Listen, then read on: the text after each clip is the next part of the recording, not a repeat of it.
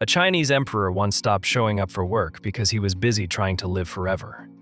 Not for a weekend, not for a strange month, for years. Almost 2 decades of imperial hide and seek. This was Emperor Jiajing of the Ming dynasty. He ruled one of the largest empires on earth. Millions of people depended on decisions from the throne. Officials waited with reports. Generals waited with border problems. Tax offices waited with numbers. Farmers waited for relief. The empire kept knocking. And Jiajing was inside the palace, chasing immortality with incense, rituals, priests, and a very serious belief that death might be negotiable. Imagine being a Ming official. You wake up before sunrise. You put on your formal robe. You carry a memorial full of urgent government problems. You are ready to discuss floods, pirates, corruption, grain, soldiers, and the small issue of running China. Then someone basically says, "Sorry, the emperor is unavailable." Again. Why? Because His Majesty is busy with cosmic matters. Translation: the boss is trying not to die. That sounds funny. It is funny. Until you realize everyone still had to obey him. Jiajing did not give up power. He gave up showing up. That is much worse. A powerless hermit is just a man in a room. A hidden emperor is a man in a room who can still ruin your life.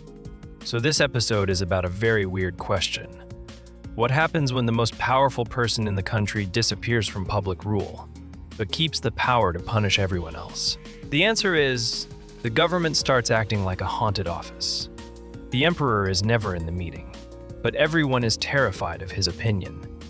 Let us start with the Ming dynasty. The Ming was a huge Chinese empire. It had armies, cities, ports, canals, farms, taxes, courts, and a giant bureaucracy. Bureaucracy means officials. Lots of officials. Officials writing reports. Officials reading reports. Officials correcting reports. Officials arguing about reports written by other officials who probably needed a nap.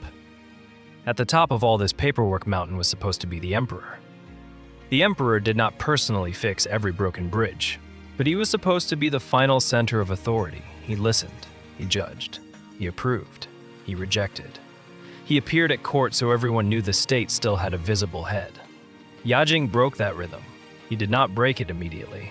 When he became emperor in 1521, he was young and politically sensitive. He was not the previous emperor's son. He came from a side branch of the imperial family. That created a huge argument about ritual status. In simple terms, the court argued about how his biological parents should be honored. To modern ears, that may sound like a family paperwork issue. In the Ming court, it was a political earthquake wearing ceremonial robes. Officials said one thing. Jiajing said another. Jiajing won, brutally. Some officials were punished. Some were beaten. Some died from punishment. The lesson was carved into the court very early. This emperor did not like being corrected. That matters. Because later, when Jiajing withdrew from regular court life, officials were not dealing with a gentle absent-minded king. They were dealing with a dangerous man behind a curtain. And the curtain had teeth. Over time, Jiajing became obsessed with Daoist rituals and the search for immortality. To be clear, Taoism is a major and serious tradition. The strange part is not that Taoism existed. The strange part is what happens when an emperor treats immortality like a state project with unlimited funding. Jiajing sponsored rituals. He built altars. He listened to ritual specialists. He cared about sacred formulas, cosmic signs, lucky language, and the possibility that the right ceremony might help him escape death. Most people fear death and maybe buy vitamins. Jiajing feared death and reorganized palace life around becoming eternal. That is not a hobby. That is a government problem. Because the emperor's time was not private time. His attention was a national resource. When he spent that attention on immortality, the rest of the empire had to wait in line behind the afterlife. Court audiences became rare. Regular public ruling became weaker. Jiajing stayed deep inside the palace. Officials still sent documents. The state still functioned, but the emperor became more distant, more mysterious, and more frightening. He was like a dragon-shaped email inbox. You could send something in. You might get an answer. You might get silence. You might get punished. Good luck. This is where the story becomes more than a weird emperor tale. When a ruler stops appearing, access becomes gold. Who can reach him? Who can explain a document? Who can hide a document? Who can whisper before everyone else speaks?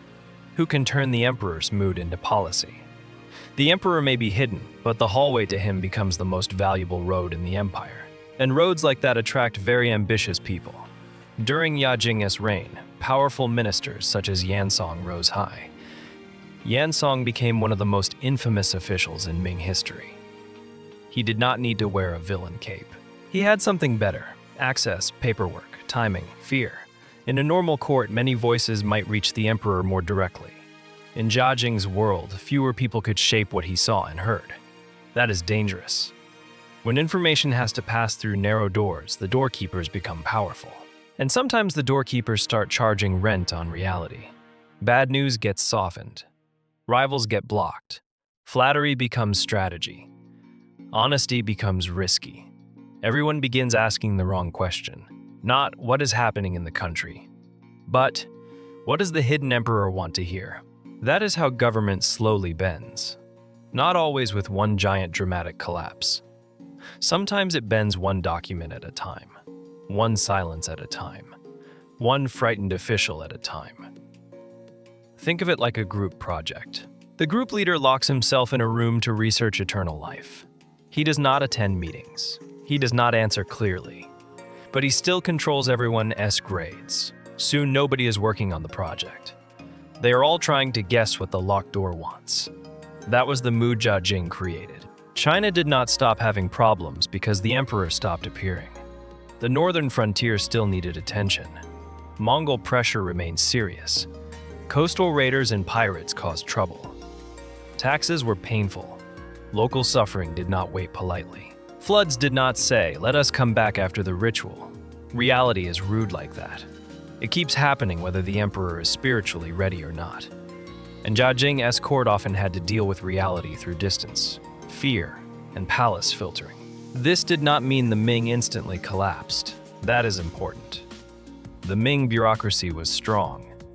Officials kept working. Local governments kept operating. Documents kept moving. The machine ran. But a machine can run while grinding itself down. Corruption grew. Factional politics got uglier. Powerful insiders became harder to challenge. Officials learned that survival often depended less on solving problems and more on reading the emperor's invisible mood. That is a terrible lesson for a government. A healthy state rewards useful truth. An unhealthy court rewards safe lies. Jiajing's hidden rule pushed people toward safe lies. This is why his immortality obsession is so ironic.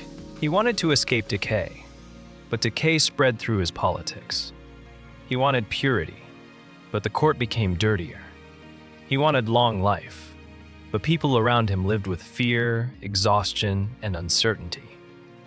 He wanted to rise above the ordinary world, but the ordinary world was exactly what he was supposed to govern. Farmers did not need an immortal emperor. They needed grain policy that worked. Soldiers did not need cosmic language. They needed pay, supplies, and leadership. Officials did not need more incense smoke. They needed a ruler who would listen to bad news without exploding, and palace servants needed to survive the palace. Remember the assassination attempt from the previous episode. In 1542, palace women tried to strangle Jiajing while he slept. That event did not fall from the sky. A palace does not become that desperate by accident. When people inside the most controlled space in the empire try to kill the emperor, something is badly wrong behind the walls. Jiajing survived, but surviving an assassination attempt is not the same as learning the lesson. He continued living deep inside the world of ritual and palace power. He continued ruling for many years. In one narrow sense, his hunt for longevity worked better than most. He became emperor in 1521. He died in 1567. That is a reign of 45 years. Very long. Very impressive. Very bad if the habits of that reign are unhealthy. Because a long reign gives bad habits time to become normal. Distance becomes normal. Fear becomes normal. Flattery becomes normal. Corruption becomes normal. A court can get used to almost anything if it has to survive it long enough. That may be the scariest part of Jiajing's story. Not that he was strange. Plenty of rulers are strange. The scary part is that the system adjusted around his strangeness. Officials kept coming. Documents kept moving. The palace kept burning incense. The empire kept waiting. And waiting can become a political system. Everyone waits for the emperor. Everyone waits for permission. Everyone waits to see who is favored. Everyone waits to learn which truth is currently safe. Meanwhile, the real problems keep aging, like unpaid bills, like leaking roofs, like angry people far from the capital. Problems do not become immortal. They become worse. Jiajing did not destroy the Ming dynasty by himself. History is not that simple. The Ming had many strengths and many problems before and after him. But his reign shows something very clear. A ruler can damage a country without losing a war. He can damage it by refusing to show up. He can damage it by making access more important than honesty. He can damage it by making everyone serve his obsession instead of the public need. He can damage it by turning government into a guessing game. And a huge empire is a very dangerous thing to run by guessing. That is why this story works so well as weird history. On the surface, it is absurd. An emperor hides in the palace, chasing immortality, while officials stand outside with paperwork. It almost looks like a cartoon. One side has incense, priests, and magical hopes. The other side has tax reports, military warnings, and exhausted bureaucrats. In the middle is a locked palace door. But behind the joke is a serious warning. Power does not disappear just because the ruler disappears from view. Sometimes hidden power is worse. Visible rulers can be challenged, advised, watched, or blamed. Hidden rulers become shadows, and shadows make people nervous. They guess, they flatter, they hide the truth, they punish each other before the shadow has to. That is how one man's fear of death can become an entire government, as fear of honesty. Jiajing wanted to become immortal. He did not. No emperor does. No ritual can make power last forever. No incense can stop time. No palace wall can keep reality outside forever. The funny thing is that Jiajing did get a kind of immortality, just not the kind he wanted. He became immortal as a warning that a ruler cannot hide from the boring work of ruling. A warning that eternal life is a terrible excuse for ignoring living people. A warning that if the boss stops showing up, the whole office may keep running, but it will start running in very strange directions. So remember Emperor Jiajing, the man who wanted to outsmart death, the man who stayed away from court, the man whose empire kept knocking while he chased forever. The incense burned. The officials waited. The paperwork piled up. The problem stayed alive. And in the end, the emperor did not become immortal. He just became the reason everyone remembers who stopped showing up.